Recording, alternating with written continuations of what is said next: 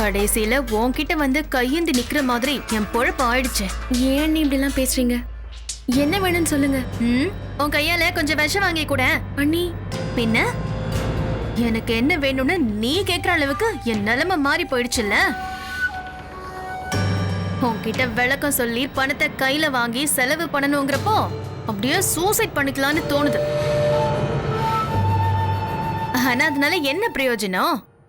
நீதான் மாற போறியா இல்ல இந்த வீட்ல இருக்கிறவங்க தான் மாறிடுவாங்களா? எல்லாம் எங்க தலைவிதின்னு நினைச்சுக்கிறேன். முதல்ல பணத்தை எடு.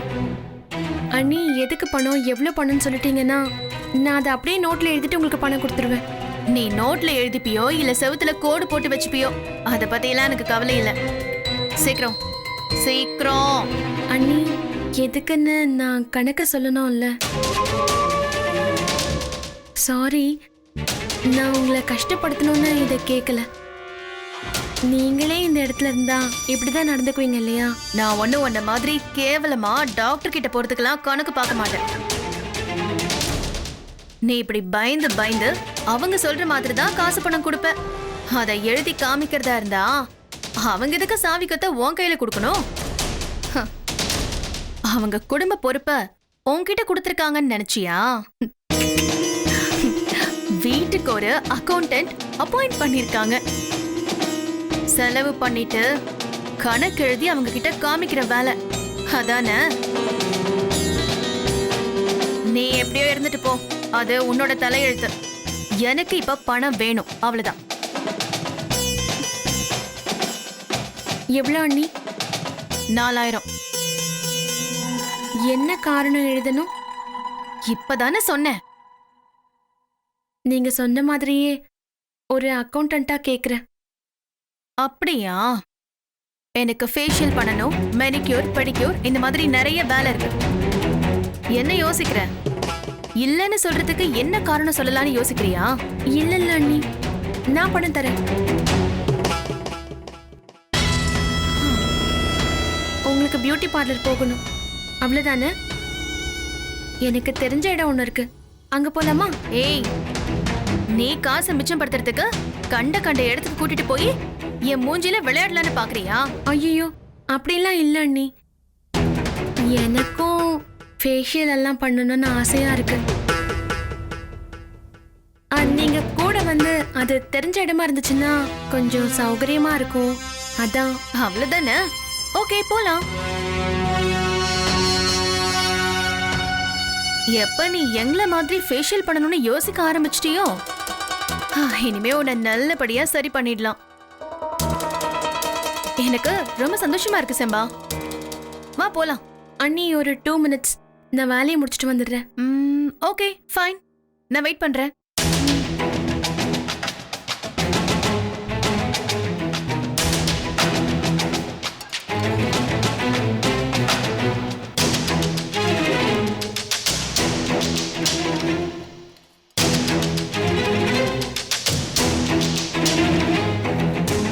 எப்படியாவது இன்னைக்கு அர்ச்சனா அண்ணி ஏமாத்தி அங்க கூட்டிட்டு போயிடணும். என்ன ஆனாலும் சரி, இதுதான் அவங்களுக்கு சரியான நேரம். இதை மிஸ் பண்ணவே கூடாது.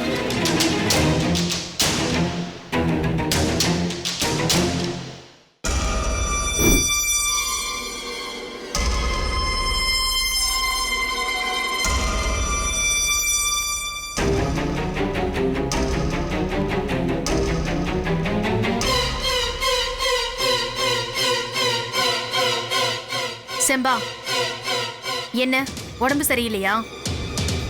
அது அது வந்து இத பாரு, உனக்கு உடம்பு சரியில்லைன்னா உன் புருஷனை கூட்டிட்டு வா, இல்லனா சாந்தி அக்காவை கூட்டிட்டு வா.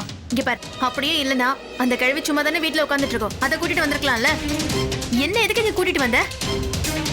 அண்ணி, இங்க பாரு, எனக்கு ஹாஸ்பிட்டல்னாலே அலர்ஜி, அதுவும் இந்த ஸ்மெல் அப்படியே எனக்கு குமட்டிட்டு வருது. இந்த பாரு, நீ பார்த்து முடிச்சிட்டு வா, நான் பார்லருக்கு போகணும். அண்ணி,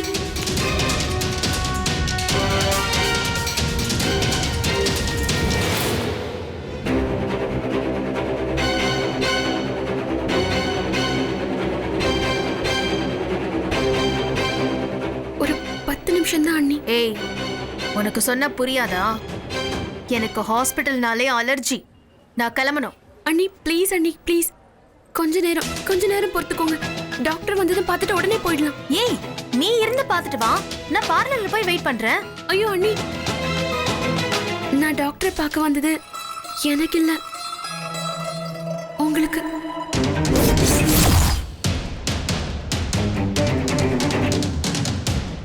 எனக்கா? எனக்கு உடம்புக்கு என்ன? சொல்லு செம்பா, என் உடம்புக்கு என்ன?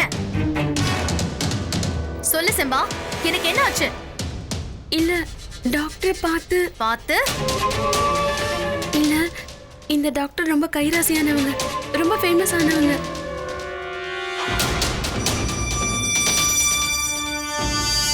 இல்ல அண்ணி, எத்தனை நாள் தான் இப்படியே குழந்தை இல்லாம இருப்பீங்க? உங்களுக்குன்னு ஒரு குழந்தை வேண்டாமா?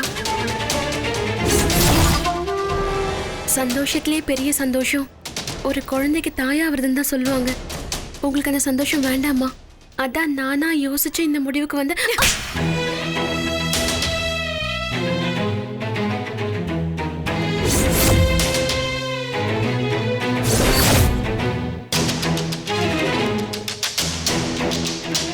என்ன என்ன மலடிங்கிறியா? ஐயோ அண்ணி, சத்தியமா நான் அப்படி சொல்லல. அப்போ பொம்பளையே இல்லங்கிறியா? இங்க பார், உன் இந்த வேலையெல்லாம் அந்த கிழவிகிட்ட வச்சுக்கோ. தேவை இல்லாம என்ன சீண்டி பார்த்த தாங்க மாட்டேன்.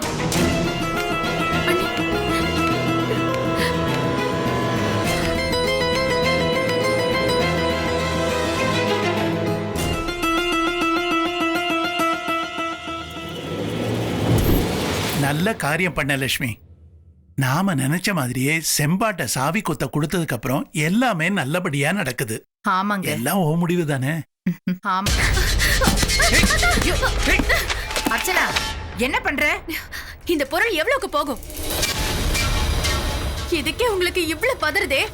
செம்பா என் மானத்தை ஏலம் போட்டிருக்கா. எனக்கு எப்படி இருக்கும்? மறுபடியும் ஆரம்பிச்சிட்டியா? இங்க பாருங்க, 10ஓட 11ன்னு இதையும் தாண்டி போனீங்க, அப்புறம் நல்லா இருக்காது. அர்ச்சனா, பெரியவங்க கிட்ட எப்படி பேசணும்னு தெரியாது? நிறுத்துங்க. நீங்களாம் பெரியவங்களா? முதல்ல மனுஷங்களா?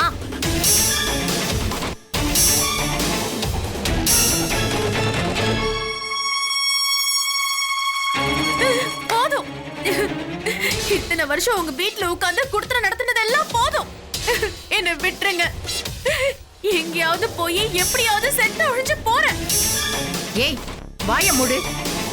என்ன வார்த்தை பேசிட்டு இருக்க?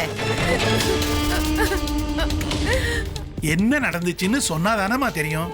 என்னம்மா நடந்துச்சு? எல்லாம் நடந்து முடிஞ்சிருச்சு. போதும். நான் அசிங்கப்பட்டது, அவமானப்பட்டது எல்லாம் போதும். இங்க பாரு அர்ச்சனா, உன் கோபத்துல நியாயம் இருக்குன்னே வச்சுப்போம். என்னன்னு சொன்னா தானே தெரியும். கூட கூட பேசுறேன் எப்படி? தோ வராளே உங்க செல்ல மருமக, ஆசை மருமக. இவகிட்ட கேளுங்க, என்ன நடந்துச்சுன்னு இவகிட்டயே கேளுங்க.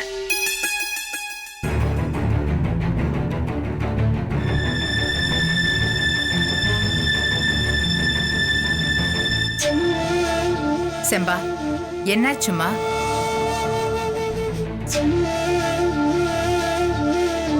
சொல்லு செம்பா, என்ன ஆச்சுன்னு சொல்லு.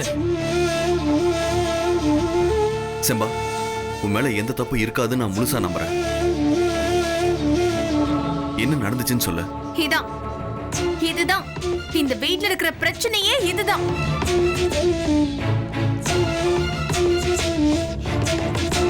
இந்த வீட்ல நாங்க தும்முனாலே அது தப்பு. ஆனா செம்பா என்ன பண்ணாலும் அது சரி.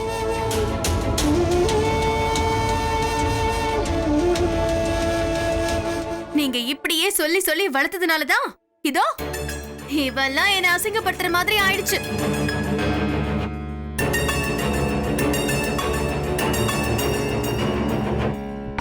கெச்ச பாத்திரம் கழுவுறவ கிட்ட வந்து கொத்து சாவியை கொடுத்தீங்கல்ல, அதான் யார்கிட்ட எப்படி நடந்துக்கணும்னு விவஸ்தை இல்லாம பண்றா. அண்ணே, செம்பாவை பத்தி தப்பா பேசாதீங்க. நீங்க என்ன பேசினாலும் நான் சரின்னு வேடிக்கை பார்த்துட்டு இருக்க மாட்டேன். அப்ப உன் பொண்டாட்டி என்ன தப்பு பண்ணாலும் அத பார்த்து ரசிச்சு சிரிச்சுக்கிட்டு இருப்பியா? பண்ணான்னு சொல்றியே தவிர என்ன நடந்ததுன்னு சொல்ல மாட்டேங்கிற. ஓ, அது என் வாயால கேட்டு நீங்க எல்லாம் ரசிக்கணும் இல்ல? இதோ உலக்க மாதிரி நிக்கிறாளே, இவளையே சொல்ல சொல்லுங்க. என்ன செம்பா, நீயாவது சொல்ல, என்ன நடந்துச்சு? இப்படி 2 பேரும் அமைதியாவே இருந்தீங்கன்னா எங்களுக்கு எப்படி தெரியும்? யாராவது ஒருத்தர் சொல்லுங்களேன். அச்சுமா, என்ன நடந்துச்சு? எதுக்கு இவ்வளவு கோபப்படுற? இப்ப வந்து கரெக்டா கேட்டிருக்கீங்களே. இவ்வளவு நேரமா நீங்களும் கேப்பீங்கன்னு நானும் வெயிட் பண்ணிக்கிட்டு இருந்தேன். எந்திரிங்க போலாம். ஏய், என்ன? எங்க? ஹாஸ்பிட்டலுக்கு எதுக்கு? வாங்கன்னு சொல்றேன்ல. என் உடம்புக்கு ஒண்ணு இல்ல, நான் நல்லாதான் இருக்கேன். அத நீங்க சொன்னா போதுமா? டாக்டர் கிட்ட போய் சர்டிபிகேட் வாங்கிட்டு வரலாம், வாங்க.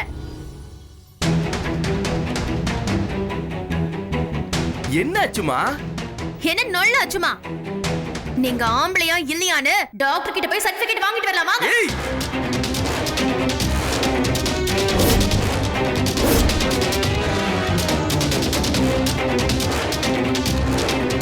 வாங்க ஹாஸ்பிடல் போலாம். அர்ச்சனா, ஒரு குடும்ப பொண்ணு நடந்துக்கிற மாதிரியா நடந்துக்கிறேன்? சூப்பர் மாமா, பிரமாதம். உங்க பையனை சொன்ன உடனே உங்களுக்கு எவ்வளவு கோபம் வருது. என்ன குடும்ப பொண்ணான்னு கேக்குறீங்களே? இதோ நிக்கிறாளே உங்க ஆசை மருமக, என்ன மலடின்னு சொல்லி கை தட்டி சிரிக்கிறா.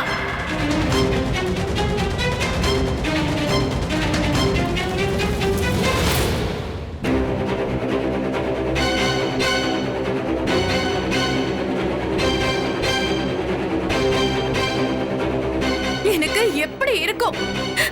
டாக்டர் கிட்ட கூட்டிட்டு போய் நான் மலடி தானே சர்டிபிகேட் வாங்கணும்னு நினைக்கிறான். இப்போ உங்க மனசுல குளிர்ந்து போயிருக்குமே. என்ன செம்பா இதெல்லாம்? நீயே இப்படி எல்லாம் பண்ண? ஏதாவது பதில் சொல்லுமா? என்ன நடந்துச்சு சொல்லு. செம்பா, எல்லாரும் கேக்குறாங்களா, சொல்லு.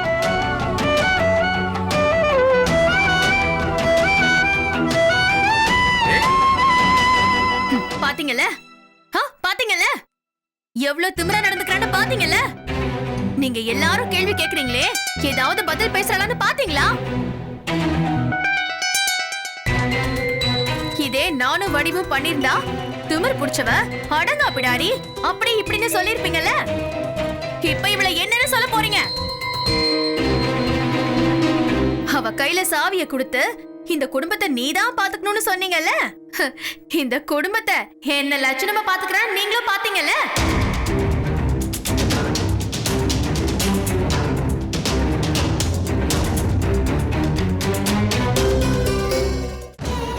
ராஜா ராணி ஒரு சிறிய இடைவேளைக்கு பின் தொடரும்.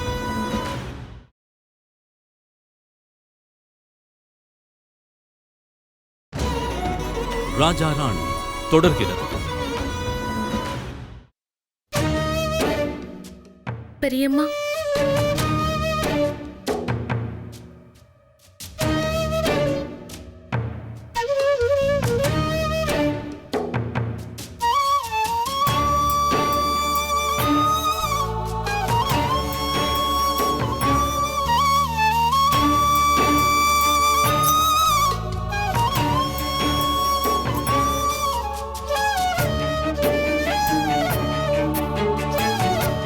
நான் தப்பு பண்ணிட்டேன்னு அர்ச்சனா அண்ணி சொல்றாங்க.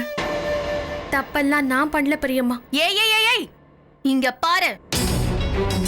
நீ என்ன அசிங்கப்படுத்தினது கூட நான் பொறுத்துக்குவேன். ஆனா இப்படி ஒண்ணும் தெரியாதவ மாதிரி அப்பாவி மாதிரி மூஞ்ச வச்சுக்கிட்டு நடிக்கிற பாரு, இத மட்டும் என்னால தாங்கிக்க முடியாது. நீ என்ன ஹாஸ்பிடல் கூட்டிட்டு போனியா இல்லையா?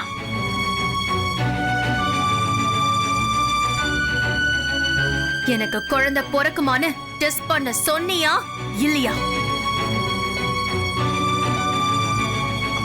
ஆமா சொன்னேன்.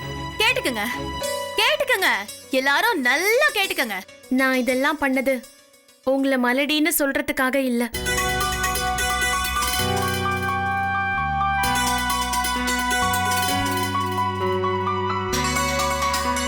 உங்களுக்கு ஒரு குழந்தை பிறந்து இந்த வீட்டுக்கான வாரிசை கொண்டு வரணுங்கிறதுக்காக தான்.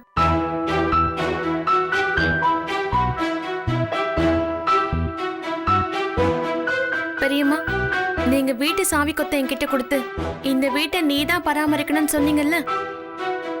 வீட்டை பராமரிக்கிறதுனா என்ன பெரியம்மா? காலையில டிஃபனுக்கு என்ன பண்றது, நைட்டு சாப்பிடுறதுக்கு என்ன பண்றதுன்னு பாக்குறதா? இவங்களுக்கு கத்திரிக்காய் பிடிக்கும், இவங்களுக்கு முருங்கைக்காய் பிடிக்கும்னு வாங்கி வைக்கிறதா?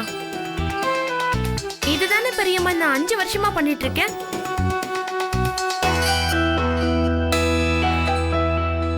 குடும்பத்தை பராமரிக்கிறதுன்றது வரவு செலவு கணக்கு மட்டும் பாக்குறது இல்ல. பெரிய அண்ணன் பேக்கரி ஏன் சரியா போகல, சின்ன அண்ணன் வேலை ஏன் ஒழுங்கா நடக்கல, சௌமியாவுக்கு காய்ச்சல் ஏன் வந்துச்சு, ரக்ஷன் ரக்ஷிதா ஏன் படிக்கலன்னு ஒவ்வொன்னையும் பார்த்து பார்த்து பண்றதுதான் இல்லையா பெரியம்மா? அர்ச்சனா அண்ணி நினைக்கிற மாதிரி பொம்பளைங்க அழகா இருக்கிறதுங்கிறது பியூட்டி பார்லர் போய் ஃபேஷியல் பண்றதுல இல்ல. கல்யாணம் பண்ணி குழந்தைய பெத்துக்கிட்டு அவங்களோட சேர்ந்து அவங்கள பராமரிச்சு சந்தோஷமா வாழ்றதுதான் அழகு.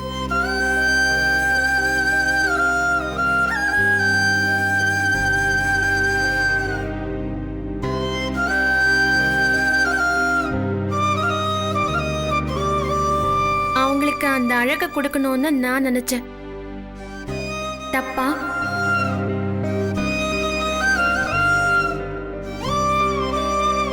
இல்ல பெரியம்மா, இல்ல. இந்த குடும்பத்தை பாதுகாக்கிற தகுதி எனக்கு இல்ல.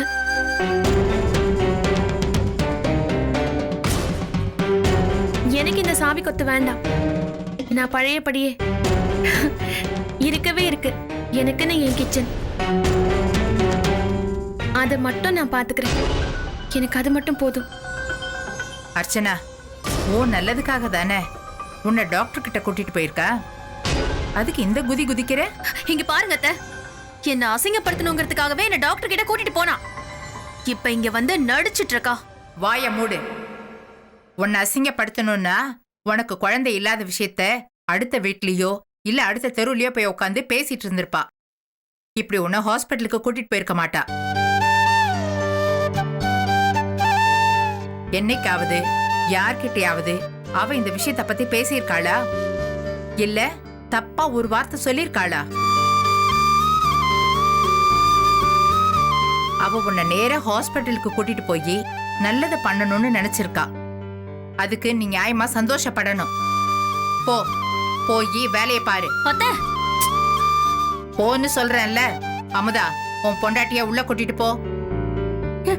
அக்கா, அச்சுமா, அக்கா, அச்சு, அக்கா, பொண்டாட்டி, வடிவு, அச்சுமா, அச்சுமா. செம்பா, நாளுக்கு நாள் நீ எங்க எல்லாரையும் ஆச்சரியப்படுத்திக்கிட்டே இருக்க. இந்த குடும்பத்தை பாத்துக்கிறதுக்கு உன்னை விட்டா யாருக்குமே அந்த தகுதி இல்ல. இது இங்கதான் இருக்கணும். ம். ம்.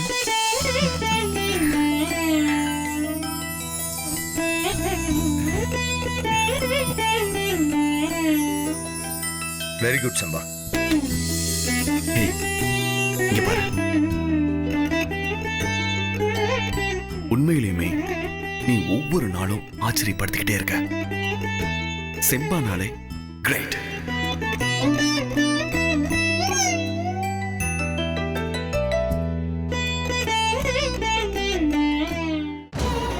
ராஜா ராணி ஒரு சிறிய இடைவேளைக்கு பின் தொடரும்.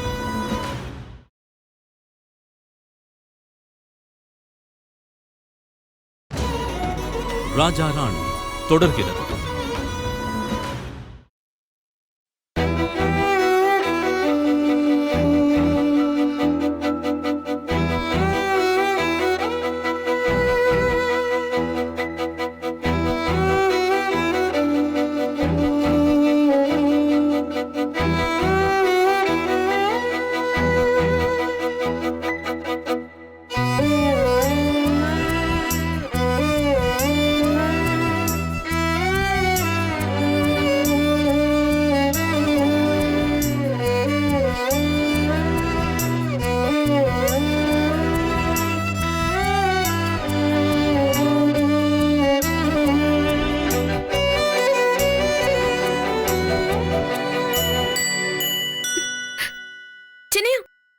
என்ன பண்றீங்க?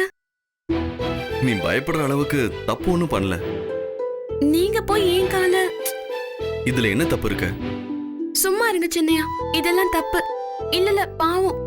உன்ன மாதிரி இந்த குடும்பத்துக்காக ஓடி ஓடி தேஞ்சு போன இந்த காலை அமுக்கி விடலனாதான் பாவம். இது என் கடமை. இது ஏன் பதில் கடமை? அதெல்லாம் ஒண்ணு வேண்டாம் சின்னையா. ஏன் கால் இருக்கிற கொலுசு திடீர்னு பயமா? இல்ல, எந்த சூழ்நிலையிலயும் என் சின்னையா யார் காலையும் எதுக்காகவும் பிடிக்க கூடாது. அந்த அளவுக்கு சுயமரியாதை எனக்கு இருக்கு.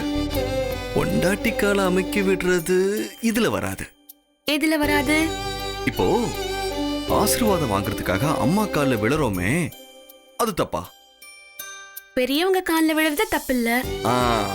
அதே மாதிரிதான் எனக்காக என் குடும்பத்துக்காக கஷ்டப்பட்டு உழைக்கிற இந்த காலை நான் அமுக்கி விடுறதும் தப்பே இல்ல. ஐயோ சின்னையா, விட போறீங்களா இல்லையா? உனக்கு வெக்கமா இருந்தா கண்ண முடிக்கோ.